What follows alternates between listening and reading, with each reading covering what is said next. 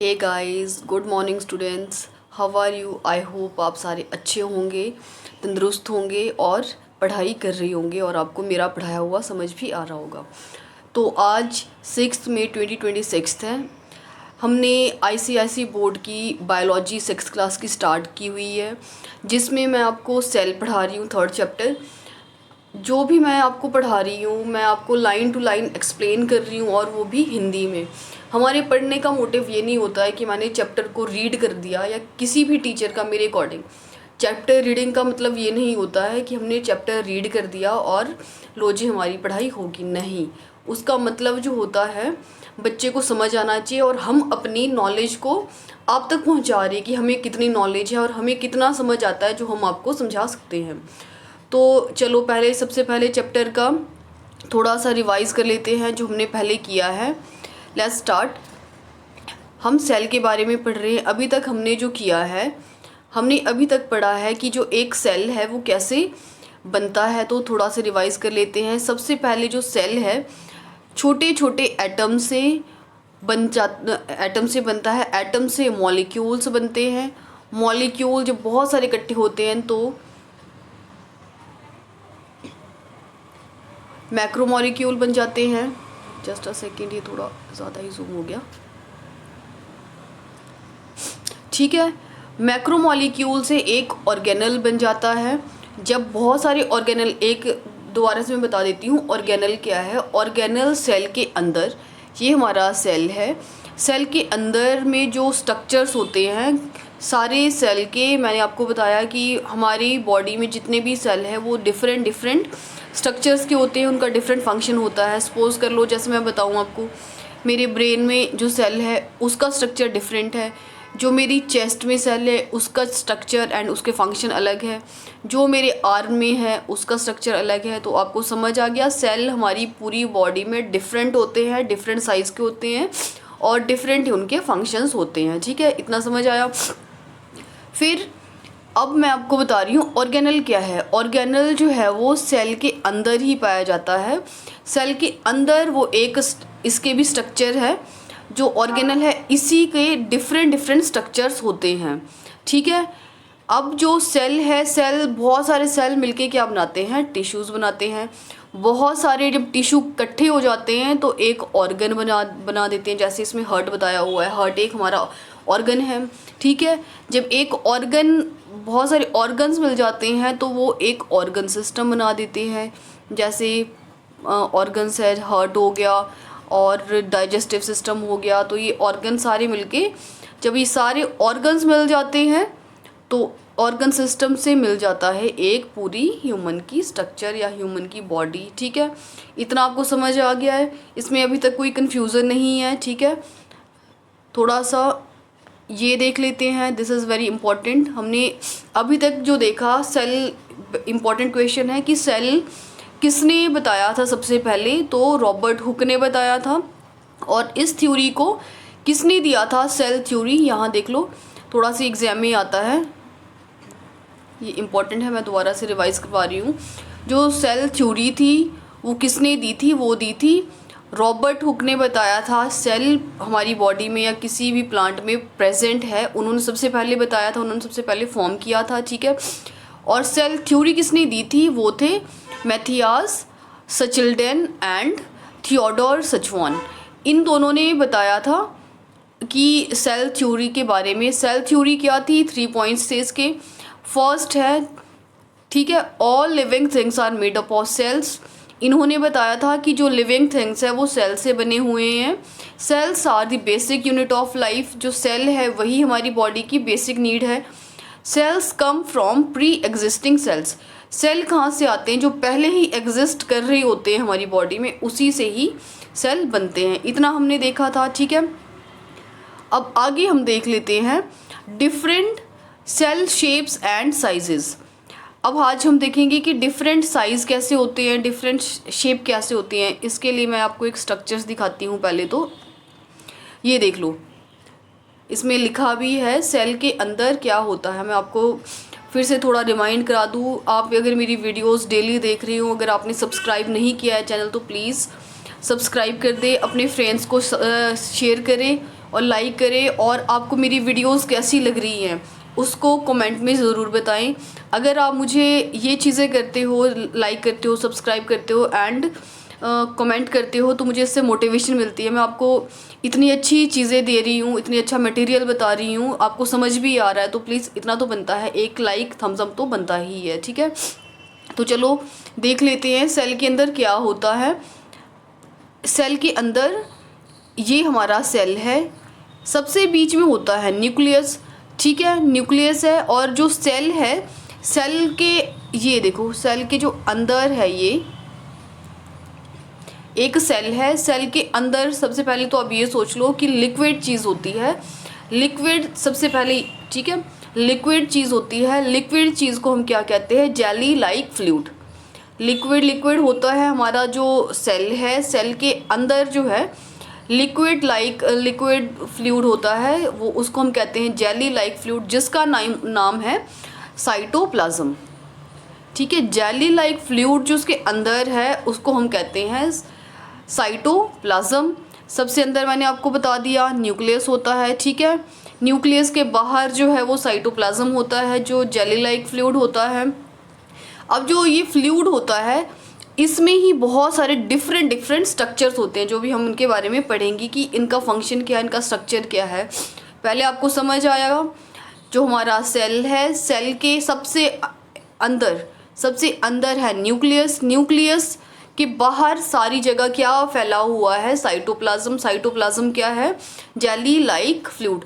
जब मैं बार बार रिपीट करती हूँ तो बच्चों से मेरी यही थोड़ी वो होगी कि आप भी मेरे साथ पीछे से मेरे पीछे रिपीट करो, ताकि आपको याद भी रह जाए और आपको भूले ना, और आपको बोलना भी आए, ठीक है। जब आप रिपीट करते हो और मैं भी रिपीट करती हूँ तो हमारे माइंड में वो चीज़ें बैठ जाती है और हमें भूलती नहीं है, ठीक है। तभी मैं बार बार बोलती हूँ। मेरे पढ़ाने का एम सिर्फ इतना नहीं है कि आपके चैप्टर को ख़त्म करना है, या मेरा मेन मोटिव ये नहीं है कि मैंने सिर्फ वीडियो बनानी है। मेरा मेन मोटिव ये है, जो हमारा एजुकेशन सिस्टम चल रहा है, जो चैप्टर रीडिंग करवाते हैं, वो बदलना है। बच्चों को एक्चुअल रीडिंग का मीनिंग समझ आना चाहिए, एक्चुअल चैप्टर समझ आना चाहिए। हमारी जो बुक्स हैं वो हमारी गवर्नमेंट ने इसलिए नहीं लगाई है कि चैप्टर पढ़ो, इसको लिखो और रट्टा मार के तुम पास कर जाओ, नहीं। हमारी बेसिक जो नीड है, बेसिक जो हमारा एम है, वो है चैप्टर से हम कितना गेन कर रही हैं, ठीक है। तो यही आपने सोचना है, इसी को लेकर हम चलते हैं। तो आप मेरे साथ फिर से रिपीट करो, सेल क्या है? सेल एक सबसे अंदर जो सेल है, सेल ये सोच लो एक साइटोप्लाज्म से बना हुआ है। सबसे अंदर जो है वो न्यूक्लियस है, न्यूक्लियस के बाहर क्या है? साइटोप्लाज्म है। साइटोप्लाज्म क्या है? Jelly like fluid, right. आपने ऐसे ही ज़ोर ज़ोर से मेरे पीछे चिल्ला के बोलना है, ताकि घर में भी पता चले कि बच्चे पढ़ रहे हैं, उनको समझ आ रहा है, ठीक है। फिर उसके जो साइटोप्लाज्म है, अब उसमें डिफरेंट शेप्स है, ठीक है। उसमें कौन कौन है? सबसे पहले देख लो, ये राइबोसोम्स हैं।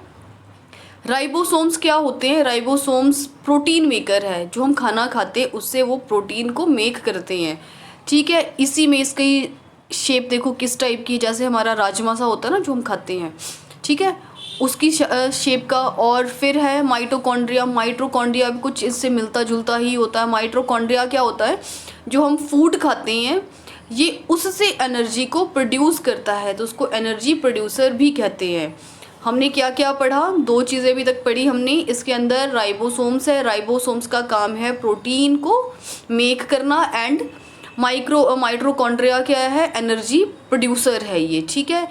ये हो गया। उसके अब जैसी हमारी स्किन होती है, जैसे मेरी फेस की स्किन है, मेरे हैंड की स्किन है, या कहीं की भी हमारी स्किन होती है, जैसे मेरी नेक की स्किन है, ऐसे ही किसी सेल में स्किन होती है, आउटर लेयर होती है, उसको हम कहते हैं सेल मेम्ब्रेन। जो आउटर जो स्किन है, आउटर जो लेयर है किसी भी सेल की, उसको हम कहते हैं सेल मेम्ब्रेन। इतना समझ आ गया? दोबारा से रिपीट कर लेते हैं ताकि हमें भूले ना। जो हमारा सेल है वो साइटोप्लाज्म उसके अंदर होता है। साइटोप्लाज्म है जेली लाइक फ्लूइड। साइटोप्लाज्म के अंदर को सबसे सबसे सेंटर में होता है न्यूक्लियस। न्यूक्लियस पूरे कंट्रोल सिस्टम को कंट्रोल करता है, ठीक है।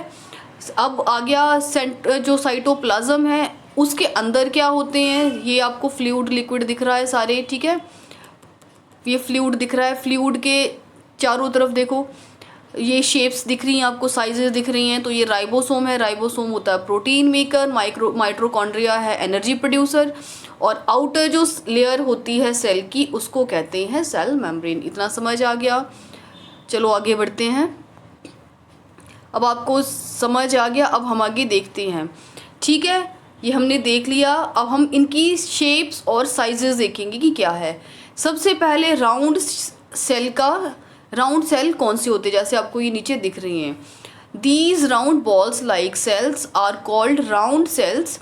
दे are frequently found in blood and lymphatic vessels where they support the movement of nutrients, waste material, oxygen।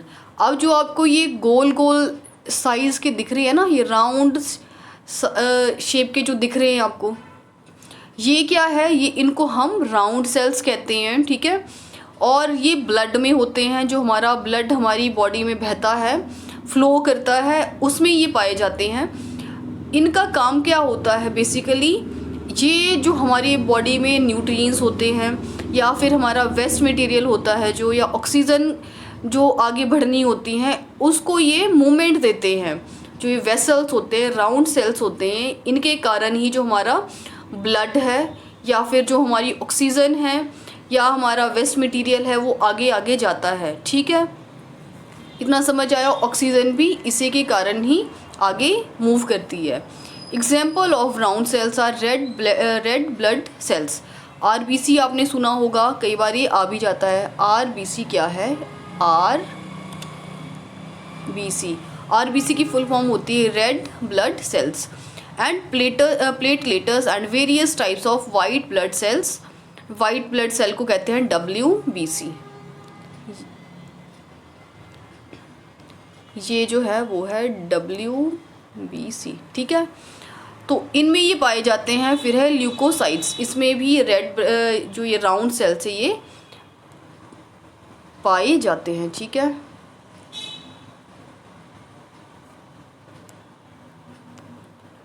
फिर आगे है, अब रॉड लाइक सेल्स क्या हैं।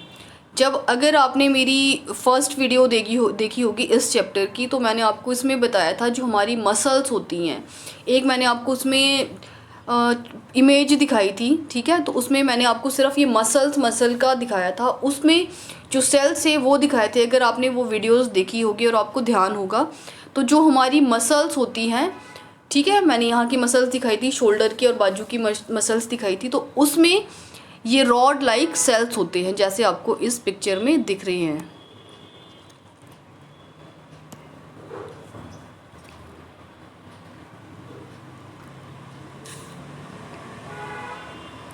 ठीक है, तो उसको देख लेते हैं कि क्या है। Long spherical cells looks like hot dog in shapes. जो हम हॉट डॉग खाते हैं उसकी शेप का ये होगा।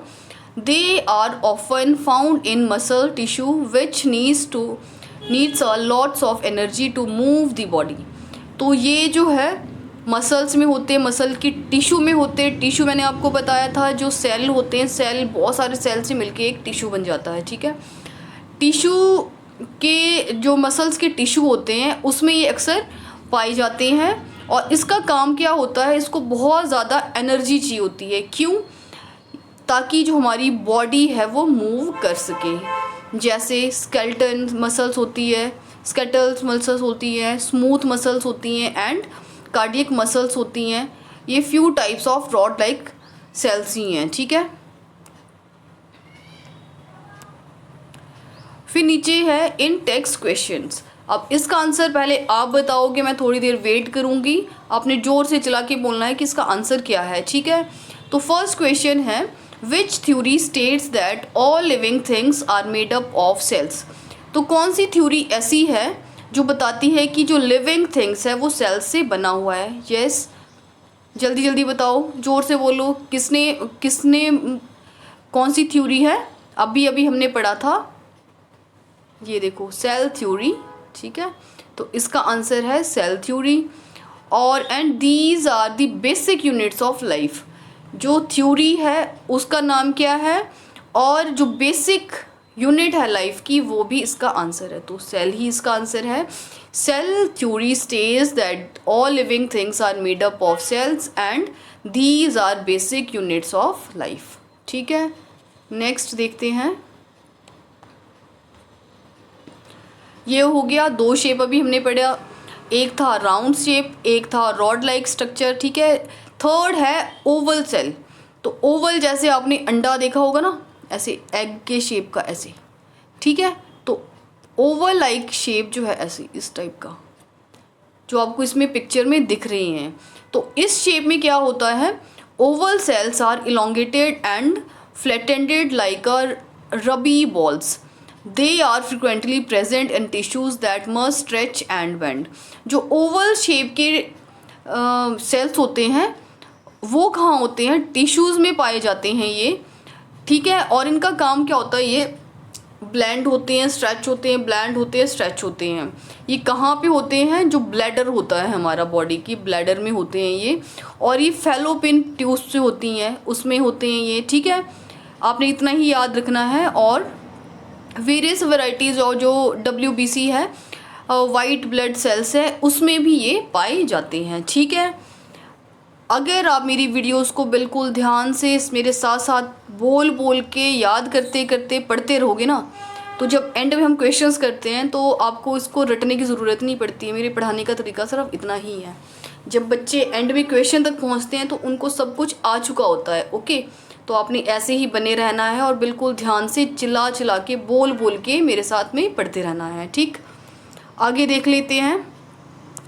फिर है इर्रेगुलर सेल्स क्या होते हैं। इर्रेगुलर से ही, नाम से ही पता चल रहा है कि इर्रेगुलर सेल्स कौन सी होते हैं। The cells come in variety of sizes and shapes and they are frequently found in tissues that are required to carry out a particular job. ठीक है, जो नाम से ही पता चल रहा है ये इर्रेगुलर, इनके साइज़ और जो वेराइटी शेप्स होती हैं वो रेगुलर नहीं होती है, वो चेंज होती रहती है। ज़्यादातर ये टिश्यूज़ में ही होते हैं। कहाँ पे होते हैं, नर्व सेल्स होते हैं और ऑस्टियोसाइट्स होते हैं जो बोन्स के सेल्स होते हैं, और स्किन में जो सेल्स होते हैं उनमें ये अक्सर देखे जाते हैं। ठीक है, फिर है सेल के साइज़ क्या हैं। Cell vary in size and structures among different organism. ठीक है, तो ये डिफरेंट जो ऑर्गेनिज्म भी, अगर आपने मेरी पहली वाली वीडियोस देखी होंगी तो उसमें भी मैंने बताया था ऑर्गेनिज्म क्या होते हैं। लिविंग ऑर्गेनिज्म प्लांट के अलग होते हैं। ठीक है, और एनिमल के अलग। जो ऑर्गेनिज्म मैंने आपको पूरी पिक्चर बताई थी उसमें कि कौन कौन से ऑर्गेनिजम्स होते हैं। ठीक है, तो सब ऑर्गेनिज्म में डिफरेंट सेल्स होते हैं और स्ट्रक्चर भी उनके डिफरेंट होते हैं, साइज़ भी उनके डिफरेंट ही होते हैं। अभी आपको ये याद रखना है, ये इम्पॉर्टेंट है, 1 मार्क में आता है। सबसे लार्जेस्ट सेल कौन सा है, ऑस्ट्रिच में पाया जाता है। जो ऑस्ट्रिच होता है ना, शुतुरमुर्ग, आपने सुना होगा। तो सबसे जो लार्जेस्ट सेल है वो ऑस्ट्रिच का है। ठीक है, और ऑस्ट्रिच जो एग है उसका है। While the longest cell in the human body, ये तो ऑस्ट्रिच में था। ठीक है, लॉन्गेस्ट सेल किस में होता है, लॉन्गेस्ट सेल जो ह्यूमन बॉडी का है वो है नर्व सिस्टम, जो आपको ऊपर दिख रहा होगा। ये कई बार ये डायग्राम आ जाता है तो मैं आपको कहूँगी कि आपने ये सीख लेना है, सिंपल सा है।